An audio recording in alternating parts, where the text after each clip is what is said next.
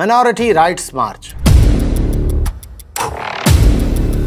ये कोई हुकूक की जंग नहीं है, बल्कि दरहकीकत ये एक धंधा है, NGOs का धंधा, जिसका मकसद इस्लाम और पाकिस्तान को सारी दुनिया में बदनाम करना और मुल्क में मुसलमानों के दीनी जज्बात को मजरूह करके इश्तियाल अंगेज़ी फैलाना है। हम वजाहत कर दें कि इस मार्च के ख़िलाफ़ बात करने का ये मतलब हरगिज़ नहीं कि हम अक़लियतों के हुकूक के ख़िलाफ़ हैं।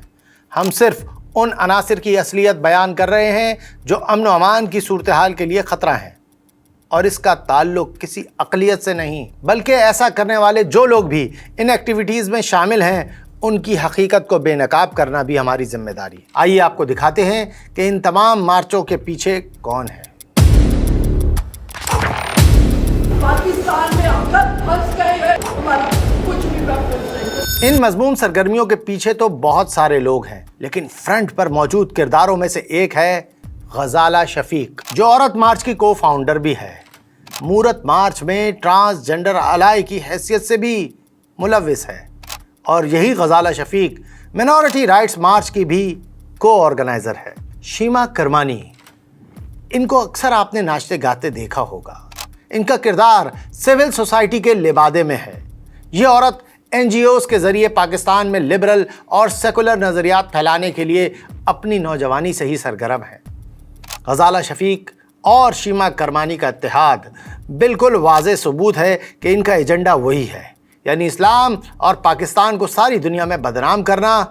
ज़रा सुने कि ये खातून क्या कह रही हैं। हमारा दिल चाहता हम सब छोड़ के चले जाएं। कई दफ़ा मैं अपनी बेटियों के लिए इनसिक्योर फील करती हूँ। ये वही जुमले हैं जो बार बार लोगों के कानों में उंडेले जाते हैं।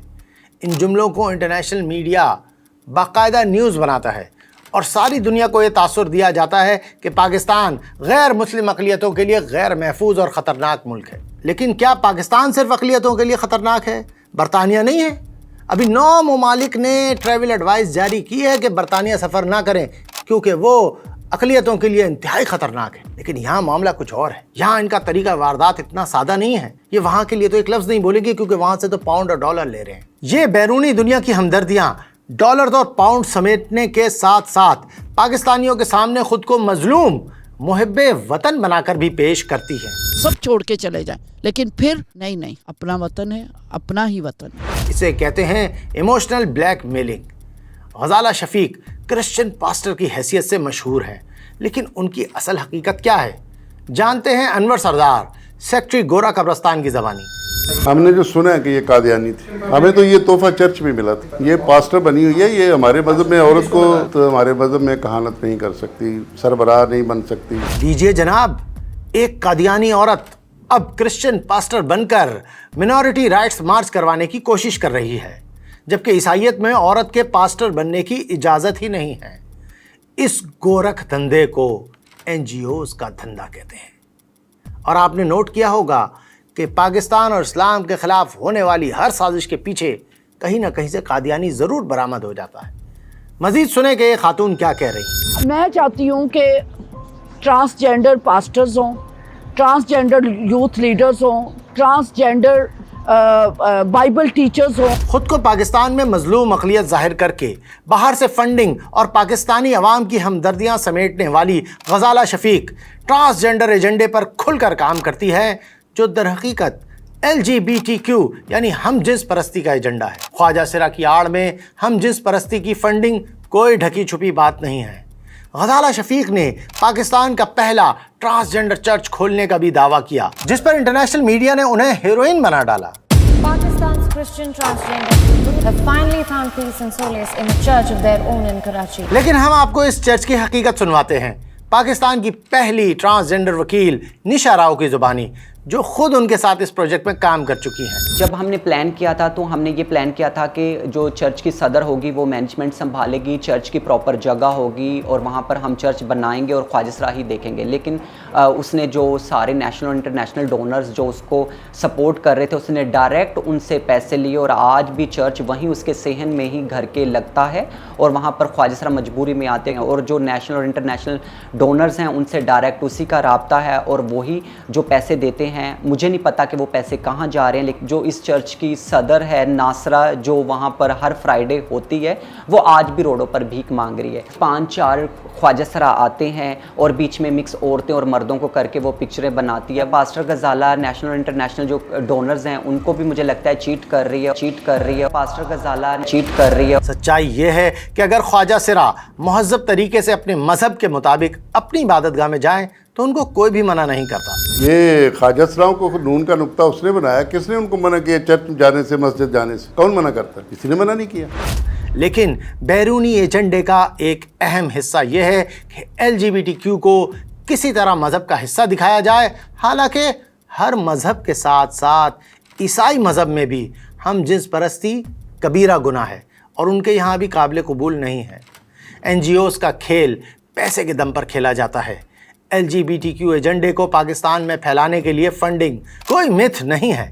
آئیے آپ کو سناتے ہیں زندگی بھر مرد رہ کر اب اپنی جنس بدلوانے والے ڈاکٹر معیز اعوان کی زبانی, جو اس پوری فنڈنگ کی کہانی خود سنا رہے ہیں. Remind me, how is this organization funded? Government funded? No, it used to be funded by the Global Fund. Then there were accusations and allegations of corruption against it, which were true, and that funding was drawn away. Right now, I think it is being funded by the Dutch embassy and the Norwegian embassy. And the corruption was against Qasim Iqbal.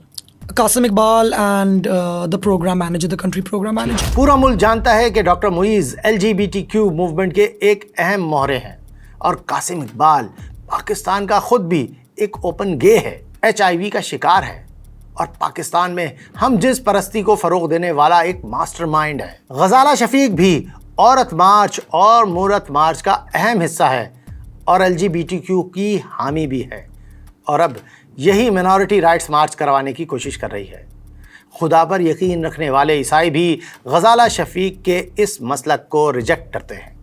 Pakistan میں عیسائی برادری کے بڑے رہنما اور advocate high court سلیم Michael کہتے ہیں minority March جو ہے وہ میڈم کے ہم خیال دوستوں کا یا ہم خیال بھائی بہنوں کا ہی کوئی اپنا پلانڈ پروگرام ہے. تو اس میں ہم یہ نہیں کہہ سکتے کہ پاکستان میں بسنے والے سارے مسیح اس میں شامل ہیں. دیکھیں, یہ تو ایک زندہ بات ہے کہ پاکستان کے خلاف باقاعدہ ایک مضبوط پروپوگنڈا پوری دنیا میں ہوتا ہے. انڈیا اس میں صفحے اول پر ہوتا ہے, اور انڈیا سے ہی وہ ساری فنڈنگز چلتی ہیں جو پاکستان کے خلاف مختلف صفوں میں کام کرتی ہیں. یہ کسی مسلمان کا بیان نہیں ہے بلکہ کرسچن برادری کے ایک رہنما کا بیان ہے.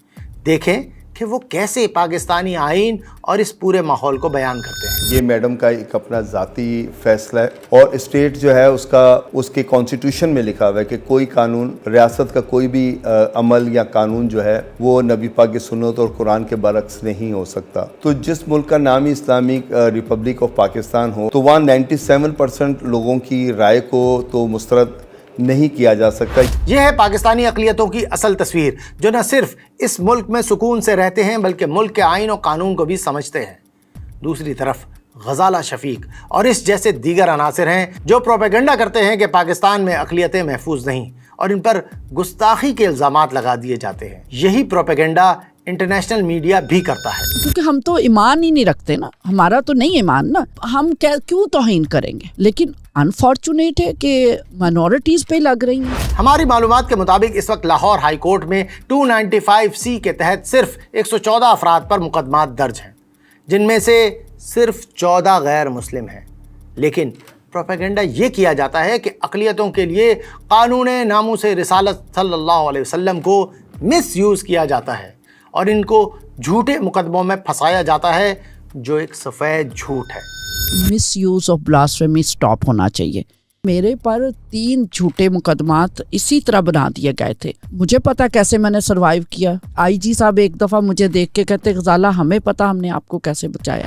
دوسرا الزام یہ لگایا جاتا ہے کہ پاکستان میں غیر مسلموں کو زبردستی مسلمان کیا جاتا ہے, یعنی فورسڈ کنورژن کی جاتی ہے. کیا واقعی پاکستان میں جبری طور پر مذہب تبدیل کروائے جاتے ہیں؟ پاکستانی اقلیتوں کی زبانی حقیقت ملاحظہ فرمائیں. یہاں پہ کبھی بھی کوئی وائلنٹ فورس مجھ پہ نہیں کیا گیا کہ میں اس دین کو چھوڑ دوں یا کوئی اور دین اختیار کر لوں. پاکستان ہمارا گھر ہے, ہماری بنیاد ہے, ہمیں فیل نہیں ہوتا کہ ہم نان مسلم ہیں. میرے خیال سے کوئی فورس کنورژن کوئی کسی کو کر نہیں سکتا unless you want to do it yourself. کبھی کسی نے فورس نہیں کیا کہ آپ اسلام قبول کر لیں, آپ کو یہ فائدہ ہوگا وہ فائدہ ہوگا, ایسا کبھی نہیں ہوا ہمارے ساتھ. ایسا کچھ بھی نہیں ہے کہ کسی نے مجھے زبردستی مسلمان کرنے کی کوشش کی ہو. کبھی ایسا نہیں ہوا کہ بھائی میاں مٹھو صاحب زبردستی ہمارے بچیوں کو اٹھا کے لے جاتے ہیں اور پھر مسلمان کرتے ہیں. یہ تو ہمارے سامنے تو کبھی نہیں ہوا. یہ تو تھی غزالہ شفیق اور انٹرنیشنل NGOs کے جھوٹ کی حقیقت. اب ذرا دیکھیں کہ جب غزالہ شفیق کو انور سردار صاحب سے اختلاف ہوا تو اس نے ان کے خلاف ریپ کا جھوٹا کیس بنوا دیا. اس کا کام ہی ہے یہ بلیک میل کرنا, اور کوئی کام ہی نہیں. اس نے مجھ پہ ریپ کی FIR اگست 2022 میں کٹوائی جو ڈیوٹی تھی. 1.5 سال میں نے کیس بھگتا ہے اور شکر گزار ہوں عدالتوں کا کہ انہوں نے مجھے باعزت بری کیا. جی, قانون کے غلط استعمال کا پروپیگنڈا کرنے والی غزالہ شفیق خود جھوٹے الزامات لگا رہی ہے. ان تمام حقائق کو جاننے کے بعد صرف ایک سوال باقی رہتا ہے, اور وہ یہ ہے کہ آخر عورت مارچ, مورت مارچ اور منورٹی رائٹس مارچ کے پیچھے اصل عزائم کیا ہیں؟ جواب ہم دیتے ہیں.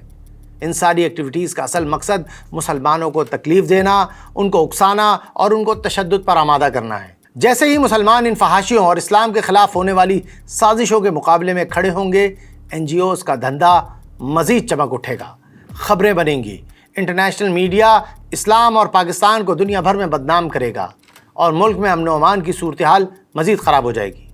اگر اس دوران تشدد کا کوئی واقعہ ہو گیا تو ان کا مقصد پورا ہو جائے گا. ان کی تو لاٹری نکل آئے گی.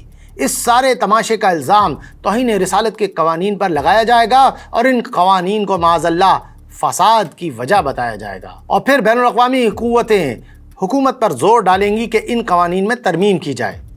جیسا کہ پہلے ہی منورٹی رائٹس کے مطالبات میں یہ بات شامل ہے. منورٹی رائٹس مارچ کے پوسٹر پر ملونہ آسیہ کی تصویر لگانے سے ہی یہ تمام کھیل واضح ہو جاتا ہے. وہ تو رہا ہو گئی تھی نا. چکر سمجھ آ رہا ہے آپ کو؟ خوب جان لیں کہ 295C مسلمانوں کے لیے ریڈ لائن ہے, اس کو پار نہ کیا جائے. ہمارے محترم آرمی چیف نے فرمایا ہے کہ فساد فی الارض کو روکا جائے, اس سے بڑا کوئی فساد نہیں ہوگا. ہم اپنے تمام ریاستی اداروں سے درخواست کرتے ہیں کہ پاکستان کو نقصان پہنچانے والی اس طرح کی تمام کوششوں پر پابندی عائد کی جائے اور ان تمام سازشی عناصر کے خلاف سخت قانونی کارروائی کی جائے.